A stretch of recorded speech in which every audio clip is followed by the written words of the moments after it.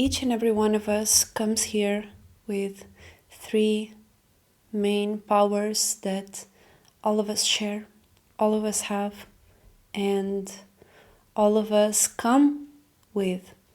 And those powers supersede the physical and actually help us create the physical, co-create the physical, because we as spirits come all together to create the physical with our own power of imagination, belief, and faith. So let's start with imagination, because that is truly one of the main ways of us as spirits to imagine. It is to imagine our own image.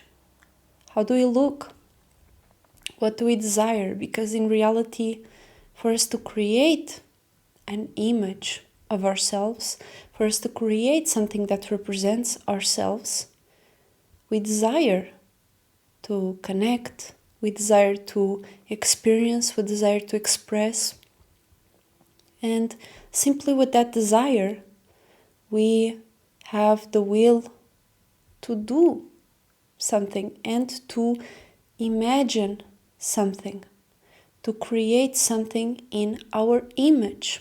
So imagination is the main component to bring anything to reality. And as a unique individual, we first create an image of ourselves, meaning we want to represent ourselves in a certain way. So we create an image, because we as spirits, as I said in my video of what is spirituality, we are not a thing. As a spirit, we are the parameter, we are a space, and a space does not have an image.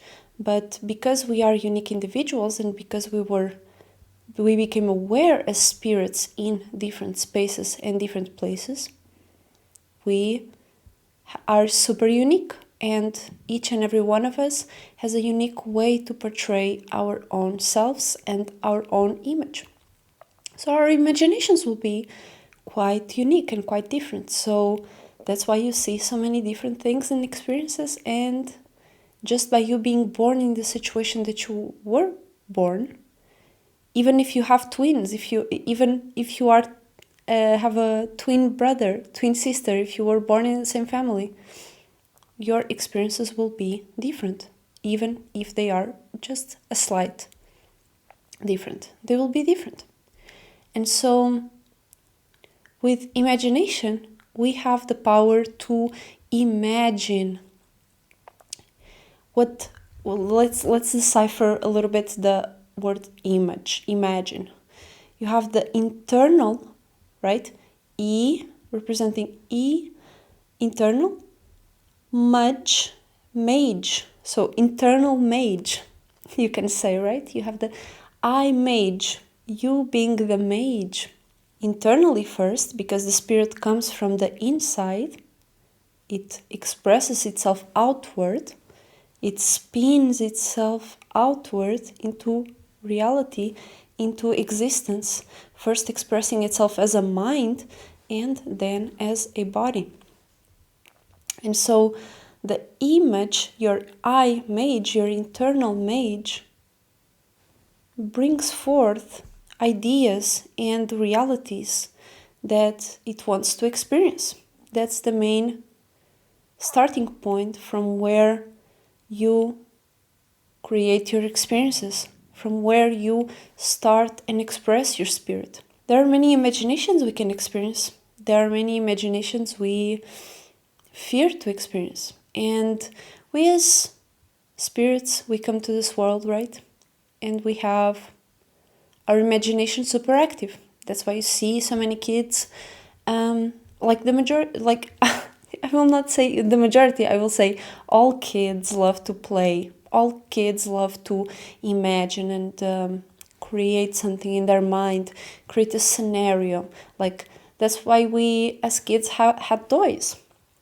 That's why we give our kids toys, for them to imagine, for them to create a scenario, even if as parents, we don't see that we are giving them toys to imagine, they will do it, even if it's a stick and a rock. Kids will imagine situations and create some form of story, create some form of scenario that that the rock is experiencing. And the rock is actually not a rock. The rock is a dog, actually, and the dog found a stick, and that stick is a bar of gold, and actually that dog found a bar of gold.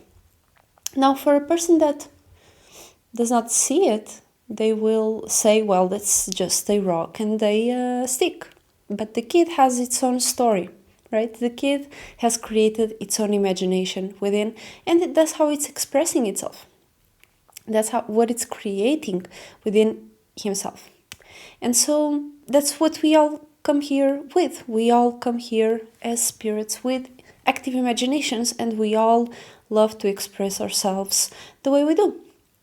Some kids love to play with Barbies, some other kids love to play with cars, other kids love to play with rocks, other kids love to play with bugs, whatever it may be, or even with their hands, whatever it may be. Our imagination is so fruitful when we come here that even if you don't give anything to a kid will always still imagine and create something with their own mind. And so that is our power.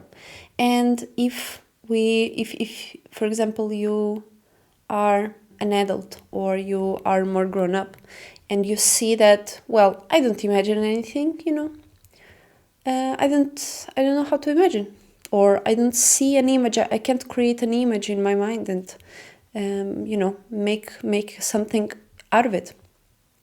In reality, you do. Although it may seem like, based on movies and news that you saw, you're still playing out certain images. And instead of you playing images that are actually beneficial to you and are actually something that you want your spirit to express itself through, it might be something that is actually non-beneficial to you, and might be something that is detrimental and puts you in lower spirits than, for instance, a kid that is imagining a situation that makes him even more happy and more fulfilled and more happy that it's able to express its own spirit through that imagination, through that act of imagining. And so, being it you imagining a fortunate situation happening to you, a situation that you enjoy, that you like, that you think it's interesting, and that makes you feel some form of way that is creative and that makes you feel hyped and blissed and in some form of ecstatic sense or joy. It might be something, if it's not that, it is something that puts you in lower spirits. You imagine something happening to you that you don't want to happen, and you just don't seem to get hold of that imagination. So you overreact to situations that happen in your mind for no reason, or for a reason that could be fixable and could be reimagined, recalibrated, because all the things that we imagine come to life. That's how we as spirits bring specific thoughts, ideas, experiences. We attract experiences and choose experiences based on our imaginations and the way that we react to them. So our imaginations have great potential, but they have to be in some form of way believed in, right? We have to believe them for them to come true. And like any other skill, imagination is a skill that you cultivate. It can be to your blissfulness, it can be to your ecstasy, it can be to your enjoyment, or it can be to your detriment, or it can be to your downfall. Imagination is truly a wonderful tool, and it can be used for the wrong things if we don't know how to use it. It's like driving a car that we don't know how to drive, or we don't know how to ride a plane and we are riding a plane. How is that going to lead to a good place if we are not aware of how to do it in a way that will take us to from point A to point B, or from the right point A to the right point B, rather than to a air crash or to a car crash, right? So if you are focusing on imaginations that are beneficial to you, you are imagining situations that you desire to come to fruition because you truly want them to represent yourself. You want those images to represent you because your core and your spirit wants to represent itself through experiencing that desire. And by imagining that, you don't imagine wanting it. That's a state that means not having it. You imagine a state of having it already. That's how you truly feel fulfilled. You have it. What is the situation that alludes to the fact that I already have that which I desire, that which makes my spirit joyful and feel inspired? And that feeling comes naturally.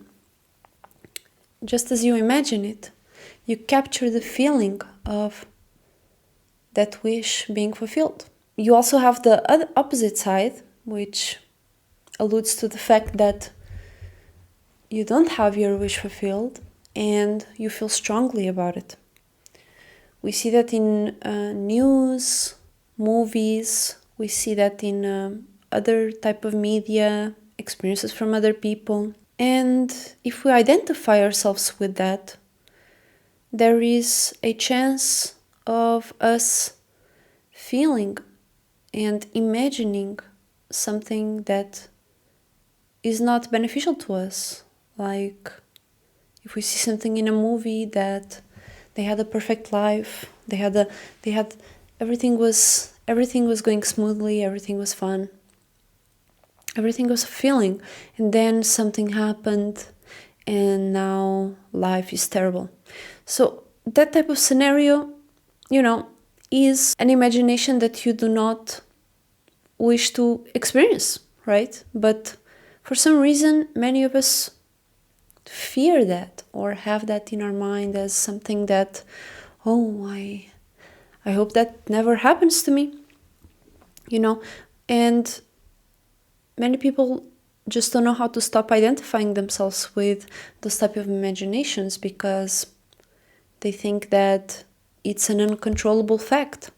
It's an uncontrollable reality and it can happen to anyone. Well, in reality, you bring that to yourself.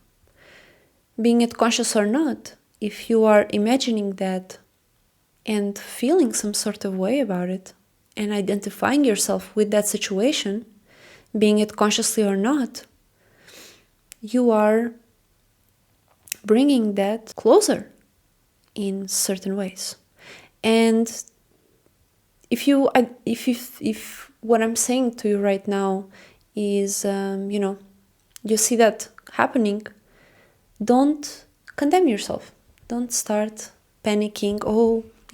Just relax, chill and see that situation for what it is, that you imagining, you imagining certain things. You see yourself, you see that, okay, I previously identified myself with these situations and I feared them and brought some sort of feelings of, fear and unpleasantness to my state of being.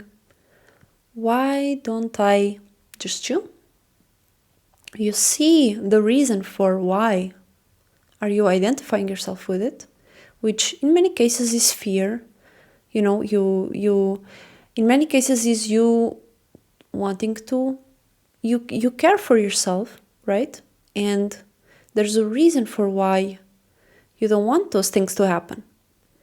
But instead of focusing on and think feelingly about those sorts of scenarios. Just see that for what it is, and see that the reason as why you are caring so much about it or feeling so much about it is because you care so much for yourself or for others or for whatever you have, that you want to have it close to you, right?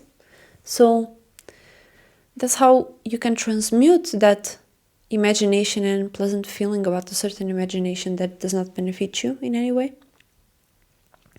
And you make it something that actually makes sense. Okay, so I care for myself. That's why I was so afraid of this.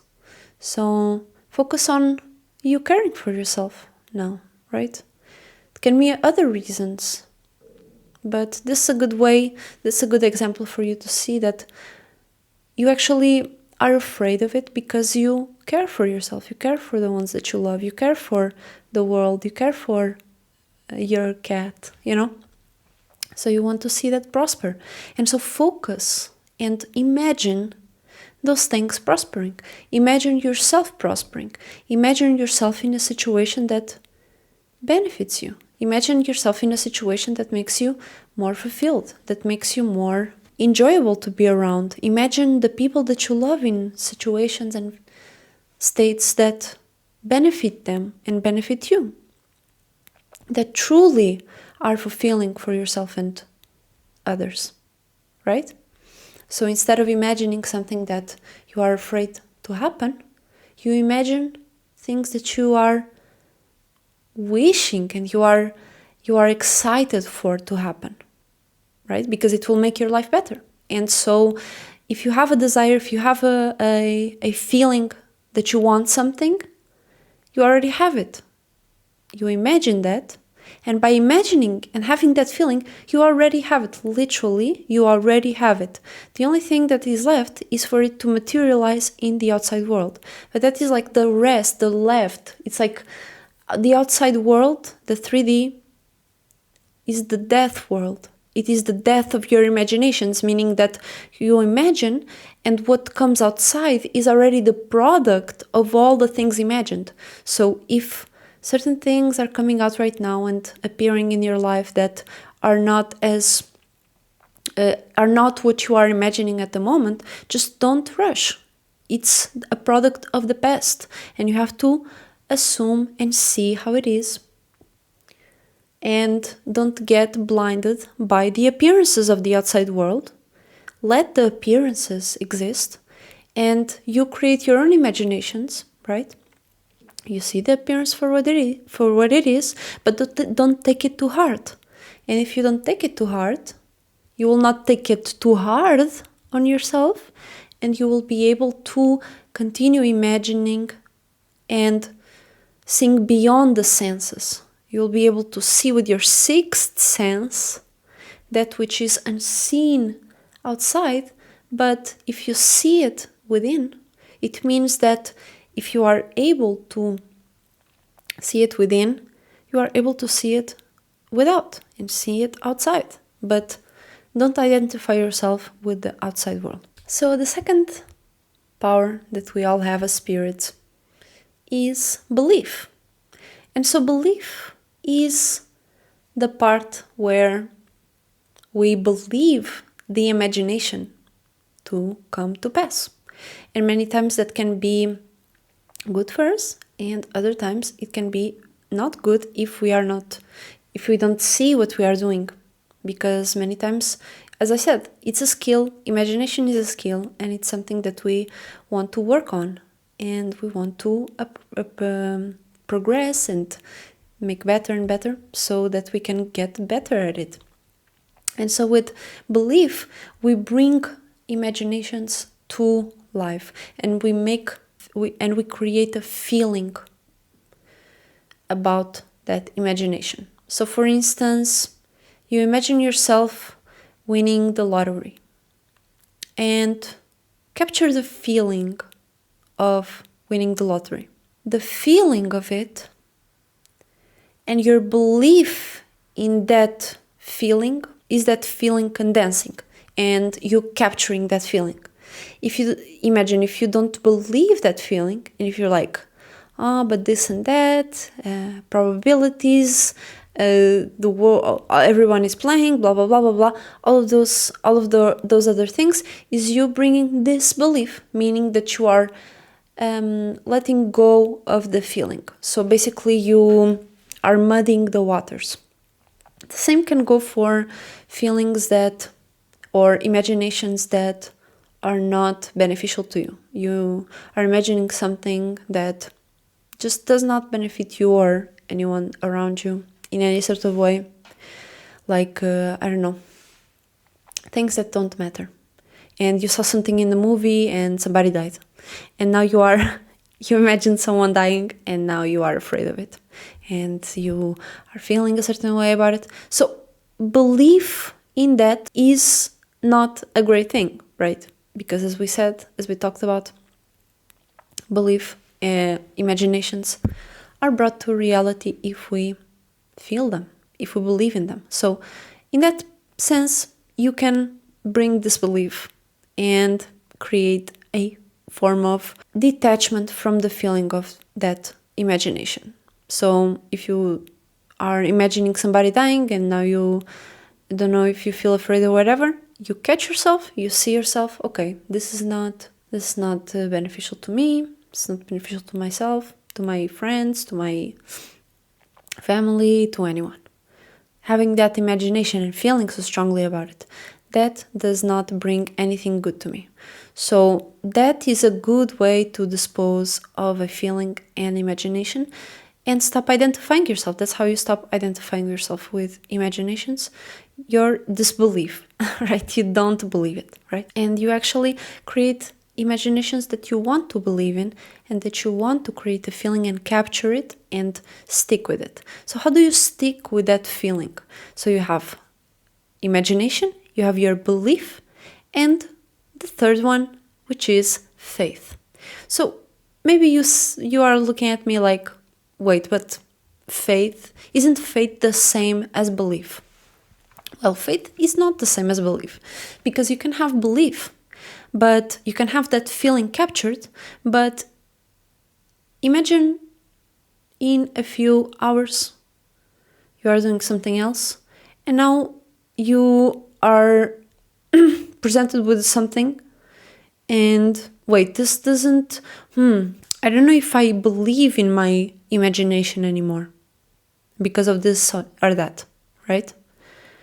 And that's where faith comes in. And faith is you keeping that belief still and without discarding it or without shaking it. Because without faith, your imaginations and your progress can dwindle more easily. With faith is how you truly let all possibilities, God, bring that into reality. And so you want to have faith in your imaginations and in the belief and the feeling of your imagination, so that that can manifest itself into reality much smoother, without rush. Because faith is truly something that helps you not rush things. Because with rush, a lot of mistakes can happen, and our subconscious in general does not like rushing and all those kind of things, and doubting. And so with faith, doubt is eliminated. And so every time your feeling, your imagination of that which you truly desire, of that which you truly want to manifest, materialize, and have in your presence, with faith, you keep it still without shaking your belief about that imagination, so that you can bring that forth more easily and be more pleasant to be around as well. Without faith, we may doubt a lot of our imaginations and belief, in those imaginations. And we might identify with those doubts more regularly than necessary. If you truly believe that's something that you desire, you already have it. So faith is inherent. If you are doubting or without faith, you don't have faith in yourself, in your ability to bring that forth, then you are just stepping on your toes.